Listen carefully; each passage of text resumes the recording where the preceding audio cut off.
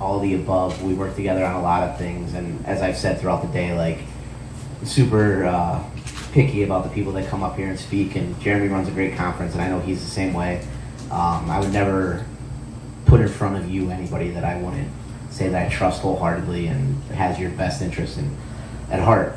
So this one I think we'll call maybe like the old guy panel for the two of us, because we've been around the block for a while. But the fact that we have been around the block and we've been able to do it for a long time, and Jeremy specifically like has carved out an awesome career in so many different aspects of the music industry, that if this is something you're passionate about, there's a way to make a living at it, and there's a way to do it, and there's a way to be involved for a long time if you do it the right way.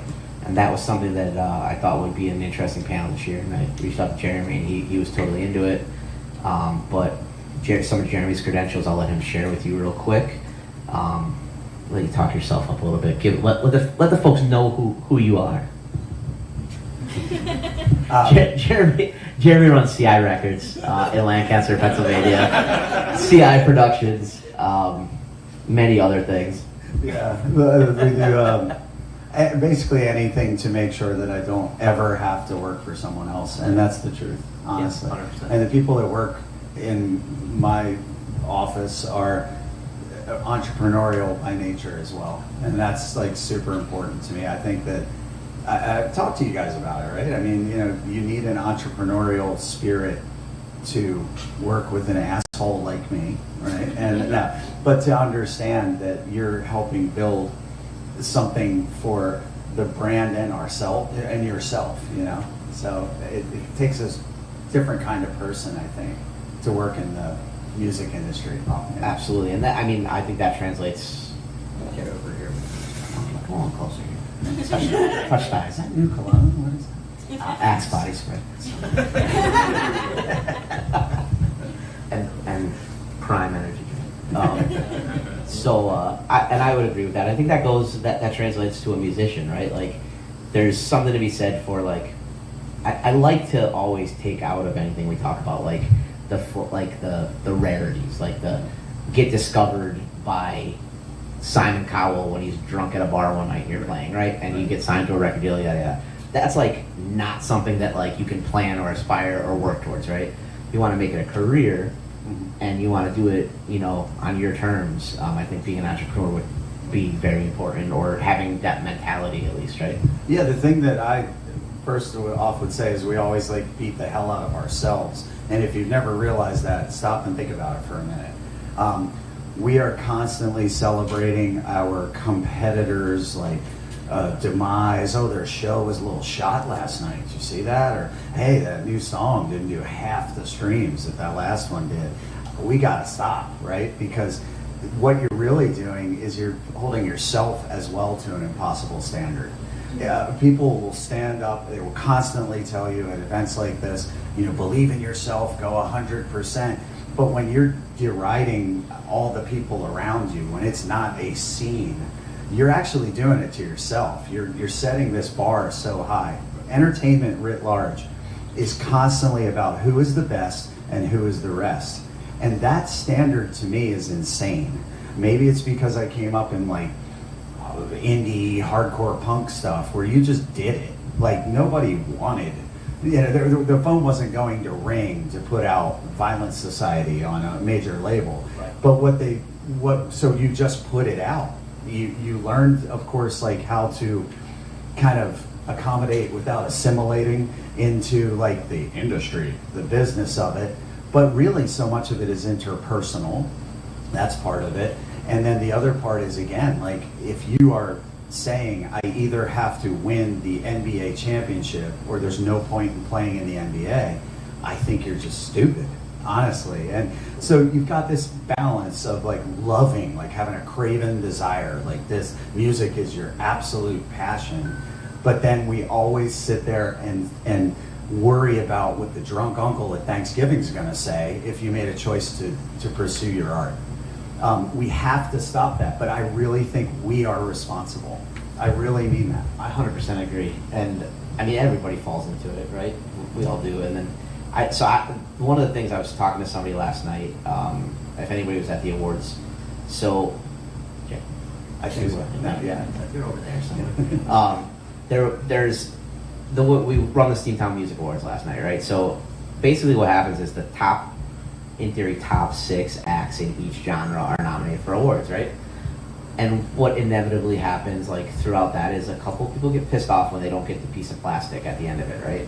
Instead of thinking about, like, for the last 6 months, you were promoted incessantly for being nominated to everybody in here. But like I said to somebody last night, I said, did you ever think, so these are the top 6, I think that the person I was talking to was like the reggae category. These are the top 6 people in that category.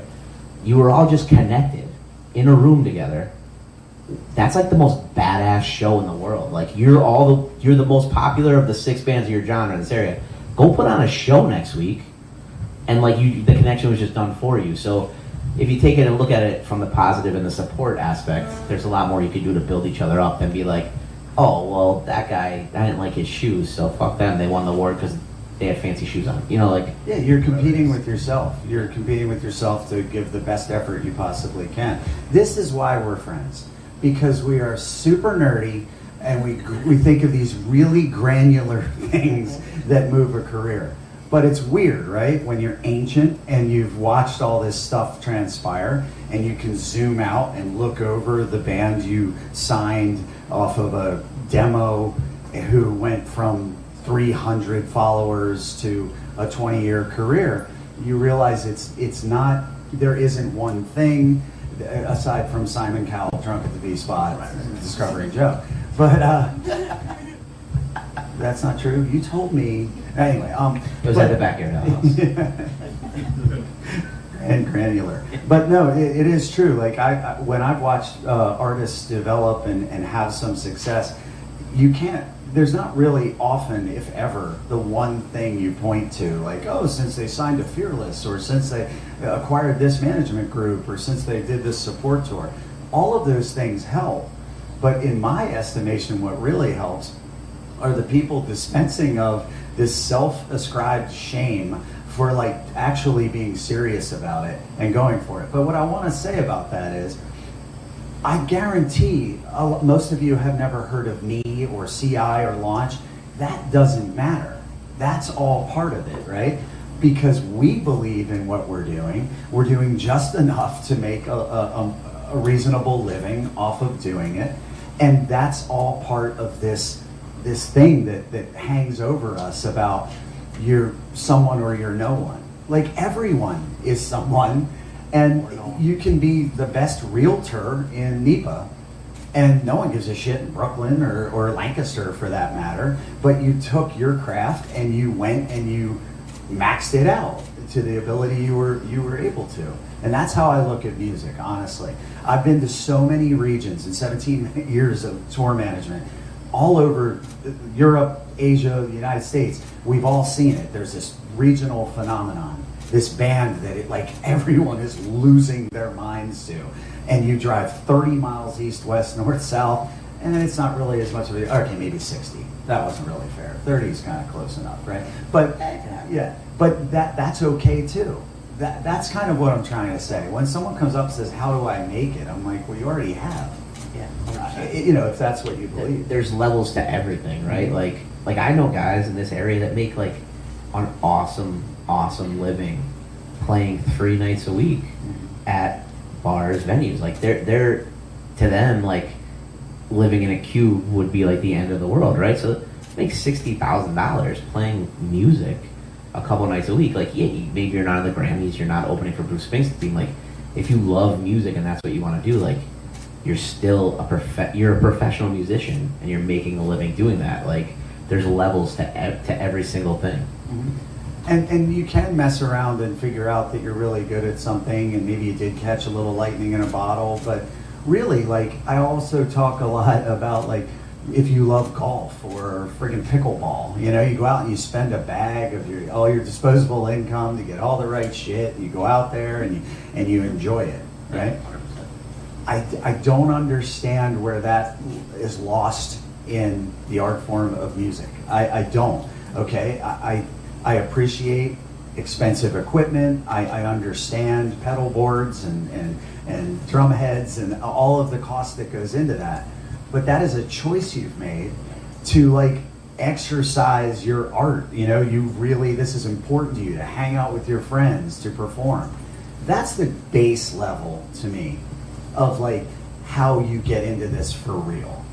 All right. Then of course we can talk about how important it is to actually work hard at it, right? That would be another step. That's where I was going. So like there's levels to everything, right? So like there's a point where you make a decision of like, is this my hobby or is it something I want to do as a career? And there's no wrong answer to that, right? Like if like you love playing music and you want to once a month go out and play a gig for $100 for $1,200, I mean you could do that, right? Where are the $1,200? It's asking for a friend. The V spot. Let's talk to Vinny. Thanks. Vinny will get his checkbook out, and we'll make that happen. 15 minutes on a Thursday, and I think he's got the bank like that. But no, but what we're gonna, those are the different levels, right? But when you want to start taking it as a career, there's more steps that you should and need to take.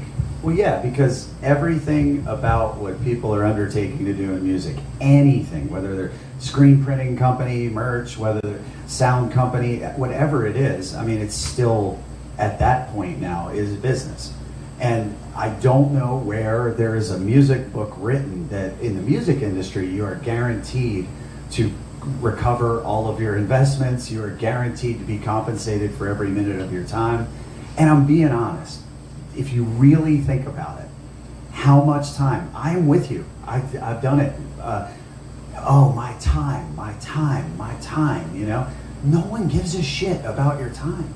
I mean that. If you want someone to enumerate value, ascribe a value to your time, you work at Target, you work somewhere, you know, a construction company, whatever. They will publicize how much your time is worth. In this, that's that balance of a business acumen and hard work, but also that I love this kind of thing. Because we devote our time to many, many things that we love that do not have any rate of return. You know, video games, skiing, whatever the hell you're into, right? Isn't that basically Scranton, video games and skiing? But anyway, there's some coal and Old Forge pizza mixed in there. Yes. I saw some PlayStation shirts in the audience last night. I was like, yeah. Get me. No, I don't play video games. But the point is, that's the thing is like we put all of our time into that. We don't apologize. We don't go out and say I'm so embarrassed they just brought the new cartridge, you know, or whatever the hell it's called. Yeah. It's just as we said, we're old. Bought a cartridge. Cartridges, for those of you in the audience that don't know. Anyway. That was terrible. Are located next to our cassette tape that you also don't know. But no, I mean, we don't do that. That's what we're known for. That's what we're into. There's some kind of weird shame that our family and our partners and different people will put on this. You got to tell them, can I curse? To fuck right off. You can absolutely. You know, yeah, that's in your brain. And I mean, in certain areas, like if that is though, like some people are type A and like you need to set an hourly price and you need to do that. Like there are musician unions. You're gonna get called to like a Masonic temple and told to sit in the corner and play the piano or do that. Like you can join a union and you can do that. Like if that's like, but it's gotta be for you, not because dad is like, you need to have an hourly rate and blah, blah, blah. I mean, if that's how you wanna do it, but there is an outlet. Like if your brain says like, I need this, join a union, pay a lot of dues to be part of it, and you'll get work like that. There are outlets. There's a million different ways to do it. Yeah. But if you're trying to do it as like a career for you to sell yourself as an artist, not your ability to play the piano or guitar or whatever, then yeah, I completely agree. Like it's a passion of love, and it's a weird spot in the world where there's no other industry. I mean, I guess like there's some other stuff that's developed, but it's a very weird pocket and it operates outside of the norm of careers. Well, yeah, like you're not a nuclear physicist and 3 years later they say you fell off. Right? You lost that acquired skill. It also can be a cruel industry in that, you're number one for a minute. I think that when you really think about the type of person, there should be one almost either aligned with an artist or in the group that is thinking in the micro about all of the things you have to do. I didn't come here to say, post on your socials. I did. Right? Tour. Like, no, I understand that, right? But you got granular, right? I tire of that, like, this is what you need to do, and practice a lot, make sure you're really tight. Like, that's all bullshit because it's not a math equation. I don't mean it's bad advice. I mean, you shouldn't take that as, well, I checked all these boxes and now I'm super mad and I quit. That's what I'm trying to say. Yeah, there is no playbook. Right. I mean, I was 15 years old. One of my favorite hardcore bands was actually coming to the East Coast. I called and told him I was 19, signed a contract, and booked it at a fire hall. Right. And the bouncer was my dad, and he didn't know it until like 2 hours before doors. So it was pretty great. 100%. Yeah. And I did that over and over and over again. Now that's like a craven desire to like want to be involved in something. I will also say you don't have to be as fanatical as us, like to also enjoy this and have success. The degree to which you will have success and enjoy this is completely on you. And you can also say, just like another job, I'm giving them 40 hours. I'm not doing overtime. I'm not giving them anything more. And accept that your paycheck is what it is, and that's how it's. You might not advance in the company, blah blah blah. It's just the same. Exactly. A lot of it is the same. Yep. And the risks are the same. So I always focus on maybe there has to be someone in or around your group that is entrepreneurial. Without a doubt, and for lack of like sounding like a Shark Tank episode up here, like you have to like live it and want it and be willing to sacrifice for it if you want it, like to the level that you want to get, right? Like again, there's levels to it, but if you want to be all in, you have to actually be all in. You have to want it. Like I'm trying to sound like Mark Cuban up here yelling at people on like Shark Tank or something, but there is like a level that you have to be willing to sacrifice to get to. And be willing to accept the rejection of what you're trying to promote. Right. And then, so this is a classic example at CI Records. Band comes in, I want to do every single thing I want to do my way, 100%. Done. We're a boutique record label. We love that shit, right? Please alienate as many people as possible. I love that, right? But I like challenging music in that regard, as well as, the standards. Yeah. But also, then in the next breath, they are commenting on all of the similarly styled artists that are getting breaks or bands that don't alienate themselves musically as much as they do. And they're kind of like challenging me, like, well, why didn't we have what so-and-so has? And how did we miss that? And I'm like, dude, you're playing music for a very tiny portion, and I'm backing that financially and spiritually. I support it. It moves me. But don't come in here acting like I also need to create mass appeal for what you've chosen to do. This kind of stuff too. Know who you are. Know exactly how much time you want to put in. Know exactly what you're willing to sacrifice. I've seen a lot of phenomenal musicians, like insane, classically trained, who choose to play like really marginalizing music, right?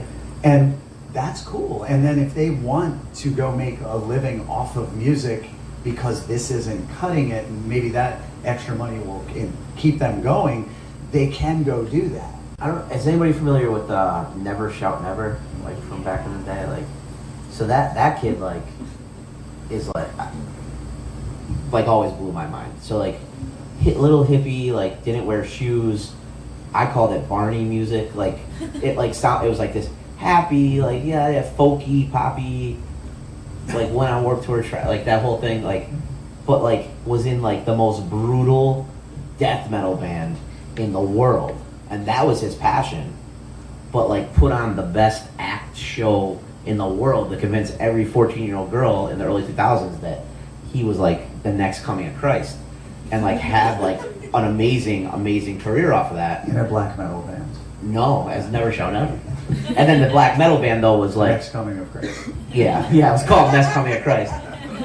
And was his but that was his passion, and he did it really well. and would go tour 2 months, 3 months a year, you know, doing that, but like paid the bills doing the other thing. So he can do it in different ways, but he understood like that, like he would like dump blood on himself, like it was a whole thing. There was a niche market for that, but he like had this like craving to make, like he loved the business aspect of it. So it was like, I'm gonna sell Hot Topic t-shirts for millions of dollars, but also somehow like link up with High Times and be like the spokesman for all these weed companies and kill it in the business aspect, but use that to funnel to my true passion there. So that's the entrepreneur aspect of it.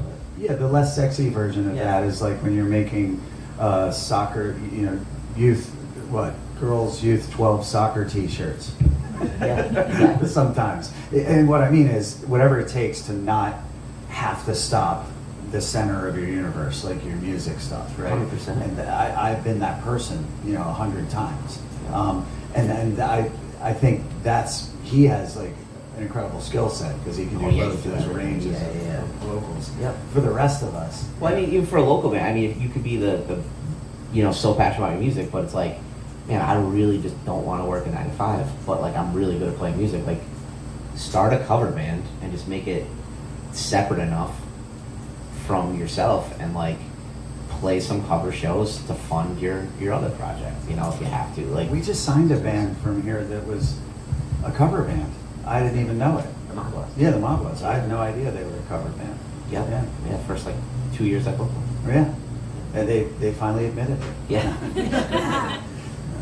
But I also, I guess, as far as like when you're talking about the next steps of survival and stuff, we already went over like you've got to be proud of what you're doing, laser focused, and you don't need naysayers telling you need a more traditional 9 to 5. You know, you hear all that crap all the time.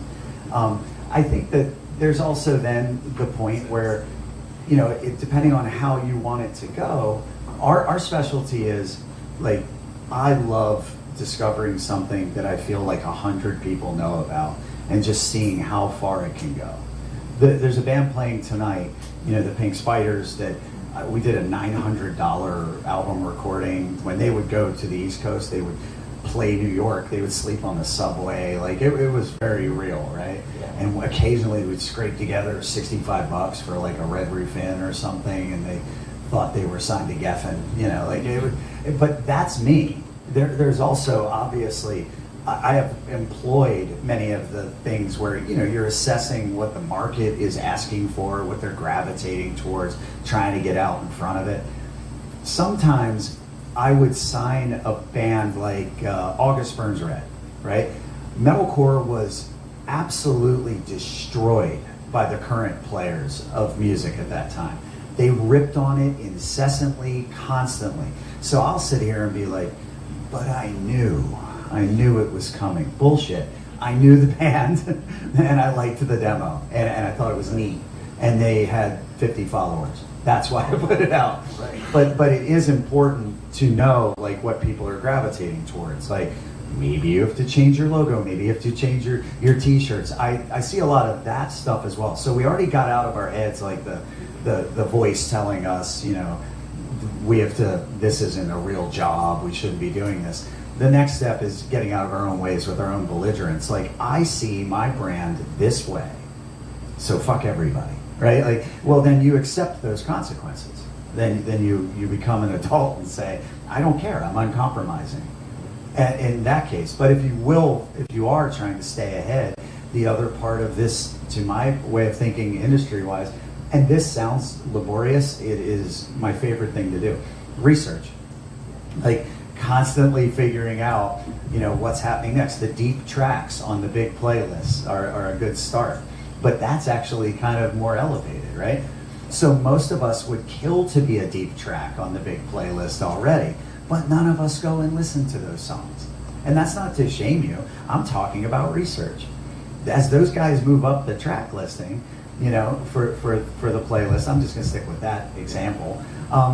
You lost. You actually had an opportunity to get into something, get behind something as a concert promoter, as a fellow musician, as a customer, as whatever the case may be. I love discovering the stuff that people are relatively unaware of. I saw genius video the other day, and it was something I never thought of, but I'm gonna steal. There's these couple artists. They started watching the biggest artists that are out right now and watching their live show recording, and they have all these Google keywords set for unreleased song. So when an artist plays like they're at like a huge, say, I'm gonna use Taylor Swift all day. Taylor Swift is doing her concert and she plays an unreleased song at her concert, and somebody is videoing it and they put that out there. These people are like, that's gonna be a single, so they learn it, they look for the release date, they record an incredible cover of it. The day that song comes out and blows up, they also are dropping the cover of that. So they're number 2 in the search engines when people are searching for that new Taylor Swift song, and they're getting like millions of views on YouTube for it and making like $30K a video, just like killing it. Like that's the next level type of stuff, and the different, like how many avenues there are. Yes. But like you have to wanna do that or have somebody in your team that wants to do that. But that was like just such next level of like your like research, analysis, and like speculation of if the song is gonna hit or not, you know. But you put out a cool cover of it, like that's pretty neat. Yeah, the ROI is pretty good on that. Huge, It's yeah. not a lot of risk, Yeah, right? exactly. But that's one way of like being more like scientific about it and more calculating. And then the other thing that I always think about is, you know, or my team are my friends, or my artist is my, you know, the guys and girls in my band are friends of mine.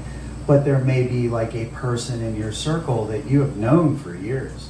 You know, like you get in the car and you're like, man, Rich just doesn't care the way we do, you know? And you've been saying this for like 5 fucking years. And then you're upset. Maybe you need somebody who, it doesn't matter if the person is, you know, laborious about, you know, updating the socials and shaking hands and going to every show. Are they like passionately where you're at? It's not your fault that Rich has 2 kids and a great job, you know? None of that's a problem. Now, if you want to tailor your expectations of your career to accommodate that, that's fine. I have 4 kids. I forget their names, but I have 4 kids. And I love them. I'm with my family all the time. Like every second I'm not at work. I have one, Yep. and I forget his, I know. and it's the same as mine. Yeah. Well played. Yeah, we don't have any daughters named Jeremy. I'm sorry. But Fair. But yeah, I mean that kind of thinking also, are we making an excuse for ourselves, and are we scapegoating the member of our band? Is it Stacy or me? You know, like who's really holding us back? And then comes the thing where I keep repeating this, but it's okay. Yeah. But it's okay. Yep. As long as you're enjoying it at the level that you want to be at. The other thing I want to talk about was like the rate of success versus failure in this industry.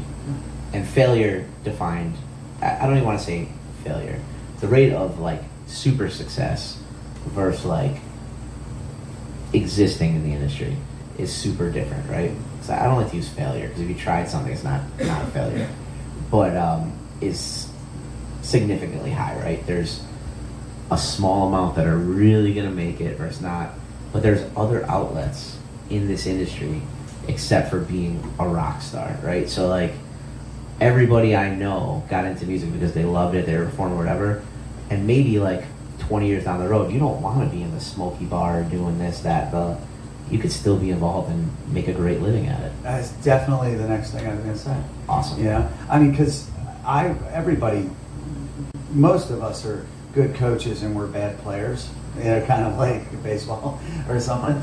And that's what really happened. I was a singer for 8 or 9 years in a band on Equal Vision. We went to Europe, we did all this great stuff. What I found out was I was way better at the behind the scenes stuff, because I was actually handling a lot of that with the guitarist.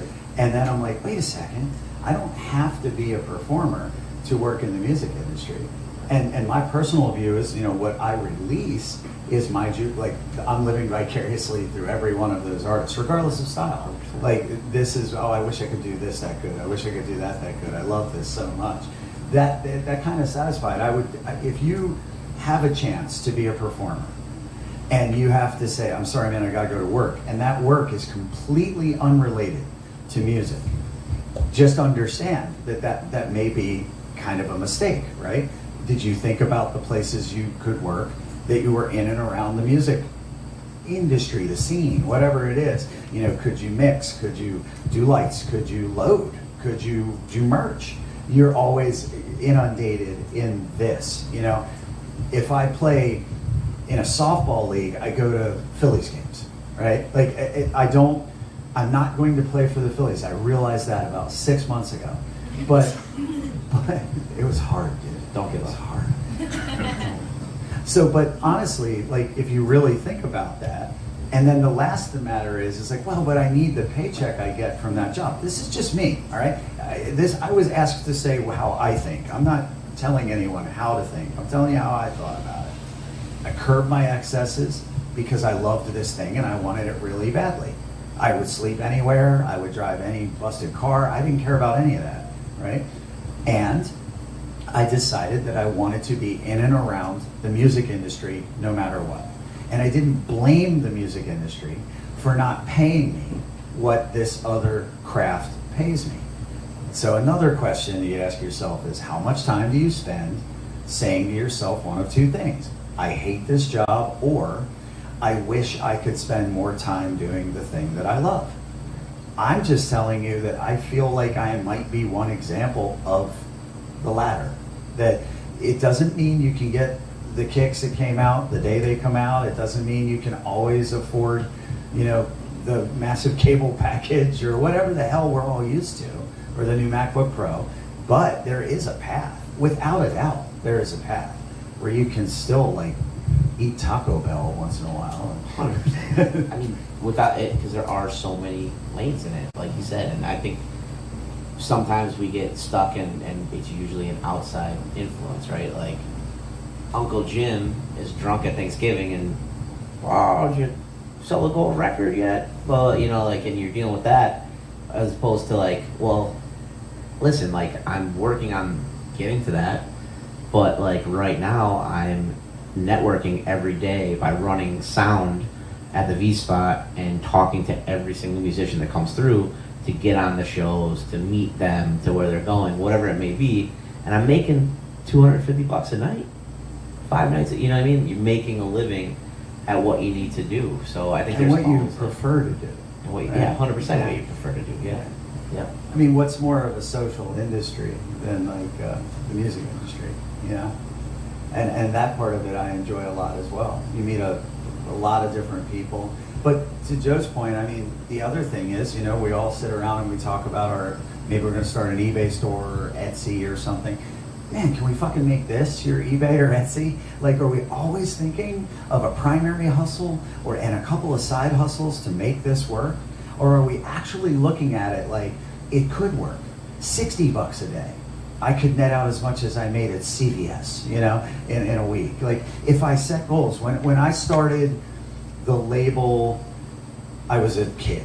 I had no idea. But then I would call like the guy from, you know, Ian MacKay from Discord Records. I would ask everybody all of these questions. I still ask anytime I don't know something. That's why I call you all the time.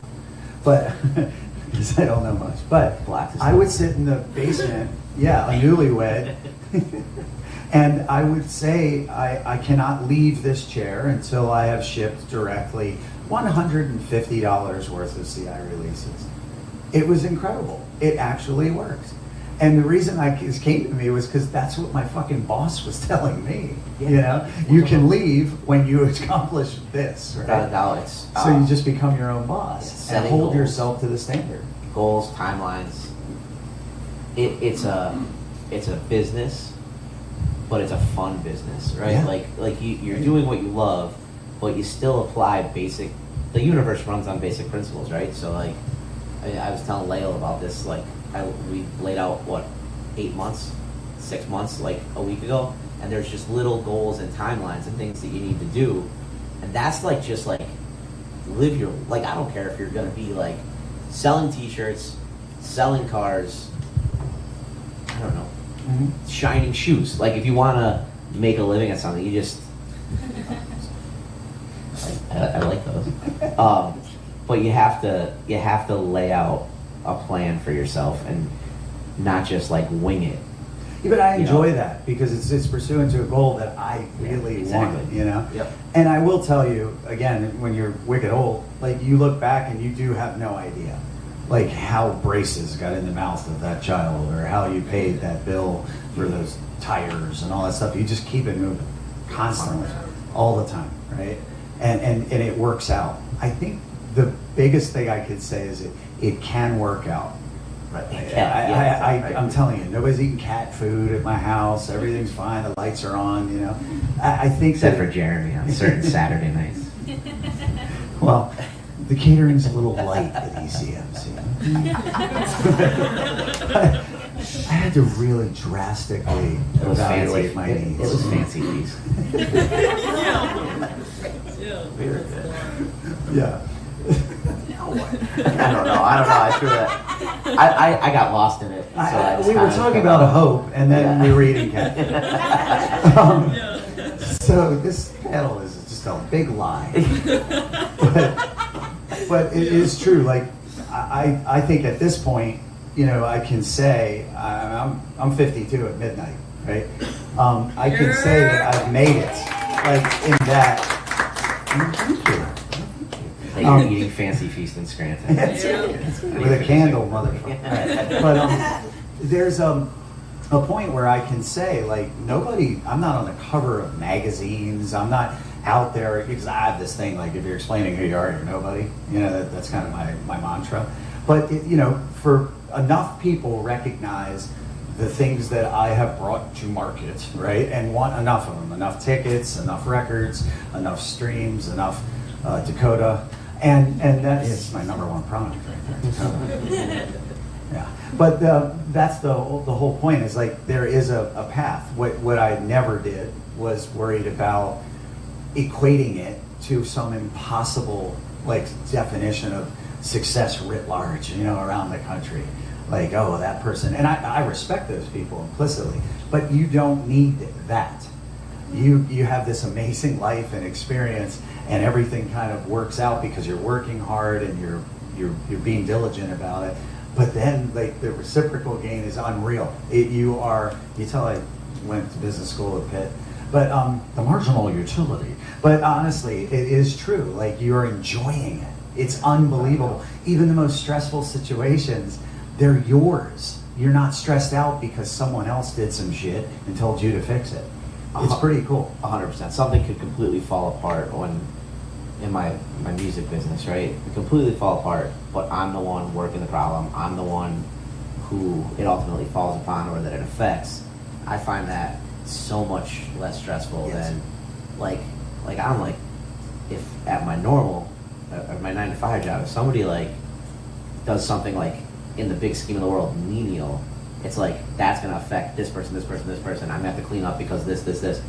That stresses me out so much more because it's not, you know what I mean? Like that's affecting other people, and like I'm like I don't like that part. Like I don't like the burden people type of thing. So it's like me as a person, it affects me more if I think it's gonna negatively affect somebody else. When you and I were working at HMAC together, and we would have to call each other once in a while and say, "Can you complete this for me? Yeah. I'm fucked. I need help." It hurt us, right? Because Yeah, we're like 100%. control Yeah, freaks. yeah. And we don't fail, right? We don't fail unless we fail. And Right. it's Yeah, fine, 100%. you know? But without a doubt, that's the thing. Like if I think it's gonna affect somebody else, like if I'm on a deadline doing something for somebody else, kills me. Right. If somebody like my world could be falling apart, but if it's only gonna come down on me, it's like, all right, cool. Like I'm gonna fix this because it's me, but I'm not gonna like melt down over it. right. I mean, some people enter into this with the attitude that, you know, I ran 1 mile once and the Eagles did not draft me. You know, that's something I think we also need to realize, right? Yep. It is a ton of work. You do have to love it. And it doesn't have to be everyone in your group. Like I said, someone on your team, someone in your circle has to be like that kind of hyper motivated person to give you a better chance, you know? But what I'm more focused on is, again, like you can make a living in this industry.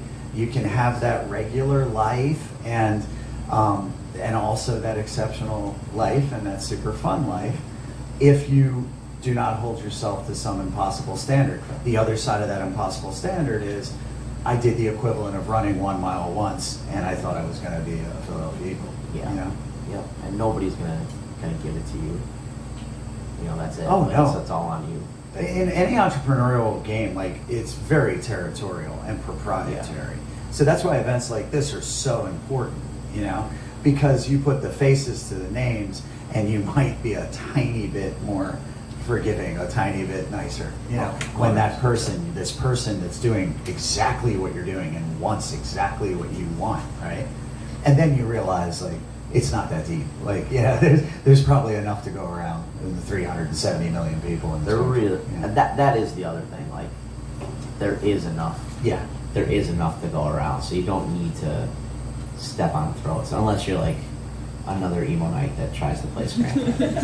Yeah, but see, you probably started out the way Joe did, thinking I'm an idiot and I'm not going to know where this is going. Right. But the point, we started with that.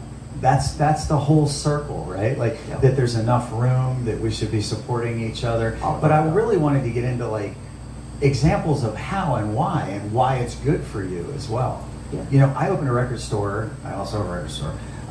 Like, fucking almost 30 years ago. And 3 months later, 2 opened. And I called my old man. I'm like, oh my God, I put like $800 into this. I'm ruined. You know, no, I'm just kidding. But, and he was like, competition's awesome. You're going to love it. You know? Because he was like a rural family doc. And one opened down the street. And all that happened was more people came to that area for that service. Yeah. And that's exactly what happened, you know, in our town. So I'm going out saying we should promote together, you know, Record Row, all this other crap. Yeah, that's cool. They didn't take me up on it. They were thinking very, you know, tunnel vision wise. No, I mean, that's my whole thing. And a lot of this comes, you're gonna get burnt. There's gonna be experiences that make you learn a lot of We're this not stuff. here to talk about the darkness. No, I'm just saying. Except for the cat food. Yeah, I consider that a highlight. But you're gonna learn these things as you move on, and some lessons are learned harder than others. But like my whole thing is staying the course and believing in what you're doing, because listen, there's been this is year 10 of the music conference and awards. There's been 3 other awards that started and went and are gone since they started because somebody didn't want to win. Oh, I just had a stroke. Somebody didn't win an award, and instead of just coming back next year, they just started their own award show. Or somebody didn't. It was Lale. Somebody that didn't. You know, get the death metal band that didn't get to play at the college bar, you know, where they would scare everybody away, didn't get to play, so they were gonna start their own. You know, there's been a bunch of it, and like, I will share and support and promote those because it's like, great, do it. Because in my mind, the more eyes on the music scene, the better for what I'm doing, no matter what, right? I'm not gonna trash them. I'm not gonna do that. And there's a lot of surprise from those people of like, wait, why would you promote this? Like, I did this because you suck, you know, type of thing, right? 100%. But it's like, Joe Caviston cool. Award show. That's actually, I think, what it was called. And it was like FJC or something. But that you do it. It'd be taken a variety of ways. Yeah. But you stay the course, and 10 years later, things have come and gone, and we're still kind of just treading our course because I believe in my product. I'm not focused on what That's other people so are important. doing. That is a great point. When I'm sitting there trying to make a band larger, right? Whatever that broad term for just get more eyeballs on them. I'm not thinking about who I'm dusting or who I'm blocking somehow. That is a huge distraction. That kind of, again, like tunnel vision is, I fervently recommend it against it. You waste a ton of time battling online or this kind of, unless you have some little side deal that, like, you know, Strife gets a lot of attention for both bands. Yeah. Then game right in that game. And you also need, like, shitty people are gonna win too. Yeah. Like, And present. and yeah, yes. Which shitty people in this industry are gonna win, and they are common, and they're a necessary evil you're gonna have to deal with. Jeremy and I being in the promoter world, in a like one of the most competitive regions. We know guys that are like bigger than us, you know, in theory, and like I've been waiting for a certain person to die since I was like 18 years old, right? For the market. Not gonna lie, he's gonna live forever. But I know who it is. but we deal with it, and we you know, die like, I mean, like in his sleep, very calmly, peacefully, surrounded by loved ones. But he's like 120 years old, so it's just like waiting. But because it's controlled by territory, this certain person would step on like our throat in a second, do what they could to screw us. Whereas like Jeremy and I are both promoters that for 20 years have worked together to say, hey, like if you buy a band in Lancaster and I buy a band in Scranton, like we could probably get a better price and do that instead of me being like, I'm gonna book them in Scranton, they can't play Lancaster, like type of thing, right? And we exist and will continue to exist because of that, and we get deals and we've built other relationships in different ways. But there are shitty people that will exist, and don't let that discourage you because you can do it in your way. Yeah, competition is definitely something Good. you have to have kind of like an instinct, like I want to win, I want to win. But there is like at what price eventually. I know that my career, I can point to places where it was a little stunted by me being like too nice, you know? 100%, yep. But I love that part just as much. Yep. And when I mean too nice, what I mean is someone calls an agent and says I'm an axe murderer, I don't respond in kind, right? That's what I mean, like by too nice. Right. What I like about the reason that I'm happy is because I love what I do. The reason, a large part of that reason is because I can go see a band and I can put them on a show that people will actually be at and make sure that they have that experience, try to see if it sparks something, or just do something nice, you know? Without a doubt. And like, Other times I need to rely upon them. I need to call them in and say, Exactly. remember that thing I did for you that was completely, now I need your help. Now we gotta really work at this, to get people out. yes, this industry is very reliant upon, for lack of a better term, political capital, right? So by helping somebody, you are setting yourself up in the future for success, right? Be it whatever it may be, because you don't know who's going to go where. And Jeremy and I have had this one conversation about a former business partner of mine who like had this trajectory, like we were kind of working together in this trajectory where it was like he was shooting up, but it was like by stepping on the heads of people and like just doing the worst possible thing every time, but to get ahead real quick. And I was kind of like a little bit slower progression, but all of a sudden he stepped on the wrong head, and it happened to be captured on national television, and his career's over. It was done. You don't hear about him anymore, right? You can only step on so many people till you run out of it, instead of lifting people up where you keep going, right? So the more positive you can put into the world, and doing it the right way is going to benefit you, because eventually that kid that was at a show tour managing a band 10 years ago that you like were an absolute shithead to and treat them, they didn't forget that. Never. And then a couple years later they were an assistant for an agent, and then all of a sudden they're a main agent at one of those agencies because they work the right way. And now you want to book a band, but they're the ones calling the shot in your market now. You're probably not getting that fucking band. Your right? best case scenario is they're going to keep their eyes on the prize and they're just going to drill you for cash. 100%, It's yeah. always in there, Yeah. whether you work with them or not. You know? Yeah, you're paying 10 times as much as the guy down the road. And even like in this market, like I love when kids put on shows. Like there's people, like when I came up putting on concerts, I was putting on like 30 people shows at like pool halls, right? And then it was like, okay, well, I made friends with Big D in the kids table, so like I'm gonna put on a Big D in the kids table show. And like dudes that would never book Big D in the kids show like start losing their fucking minds because I got like a real band. And it was like, how do we like stop this from happening, instead of being like who cares, like let that happen. I've never ever tried to like claim territory on somebody or like it's like, here's my offer, there's their like whatever. And like, it sucks when you lose out, but like I had guys that like would just and that's the way it was back then, but try to step on it, and now like they're all gone, right? They're not doing it anymore. But The same applies to whether you're a studio, Exactly. or like I said, a merch company, Yeah. or an artist. You know, I recommend against it. Just focus on your Yeah. path and your goals. You know? as like I've progressed and you've progressed, and we're doing bigger level shows, just where we are in our career, right? We're not Yeah, booking. but I'll do a show that's $200, and I'll do a show that's $60,000. Exactly, right? But we're I like it. Yep. And me too. But what I'm saying is like it's good for us if like kids are putting on fire hall shows, Yes. because they're developing young bands that are growing followings that will then become the bands that we're working with, and things like we're not.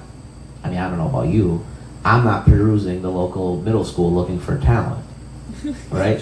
Speak for yourself. So, you know, that developmental league or you know, AAA league that you want to say that's developing the next generation of bands, like that's just something I can't invest my time in now.